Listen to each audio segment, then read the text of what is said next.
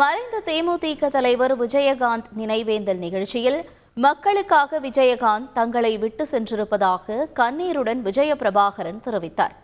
மறைந்த நடிகரும் தேமுதிகவின் தலைவருமான விஜயகாந்த் நினைவேந்தல் கூட்டம் சென்னை தேனாம்பேட்டையில் உள்ள காமராஜர் அரங்கில் நடைபெற்றது. தென்னிந்திய நடிகர் சங்கம் சார்பில் நடைபெற்ற இந்த நிகழ்ச்சியில் திரையுலகைச் சேர்ந்த ஏராளமான நடிகர் நடிகைகள் கலந்து கொண்டனர்.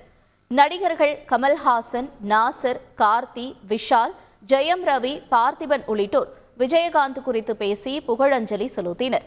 காணொலி வாயிலாக பேசிய பிரேமலதா நடிகர் சங்க கட்டிடத்தை விரைவில் கட்டி முடிக்க வேண்டும் என வேண்டுகோள் விடுத்தார்.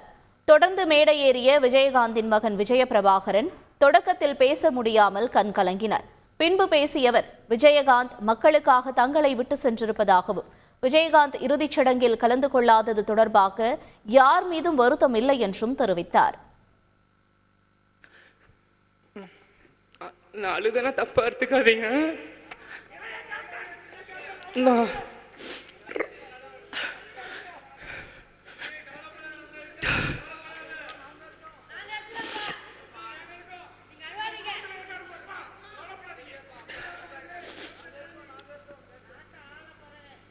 என்னால அப்பால ரொம்ப எமோஷனல் ஆயிடுவேன்.